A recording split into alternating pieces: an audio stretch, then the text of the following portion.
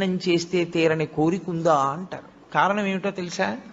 బిడ్డలు పుట్టాలన్న కోరిక దగ్గర నుంచి సమస్త కోర్కెలు శివాలయంలోనే తీరుతాయి. కాబట్టి ఇప్పుడు పశ్చిమాన్ని చూసేటటువంటి ముఖం సద్యోజాత ముఖం. అటు తిరిగి అంటే పశ్చిమానికి వెళ్ళినప్పుడు తూర్పుకి తిరగాలి. తూర్పుకి తిరిగి ఓం సద్యోజాత ముఖాయ నమః అనాలి. సద్యోజాత ముఖమే అత్యంత శక్తివంతమైనటువంటి ముఖం. ఇప్పుడు సద్యోజాతాన్ని దాటి మళ్ళీ వెనక్కి వెళ్ళడం ప్రదక్షిణ విధి పక్కన పెట్టండి. మీరు అది దాటితే ఉత్తర దిక్కుకు వస్తారు. ఉత్తర దిక్కుకు వచ్చినప్పుడు మళ్ళీ శివాలయం గోడకి ఎదురుగుండా నిలబడాలి. నిలబడి ఓం వామదేవాయ నమః అనాలి. వామదేవుడు అంటే ఎవరు అన్నది శివమహాపురాణం చెప్పింది. ఏమ్మా పిల్లని కాసేపు బయటికి తీసుకెళ్ళకూడదా?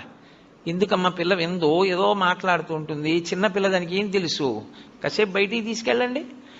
శివమహాపురాణం ఆ ఉత్తర దిక్కుని చూసేట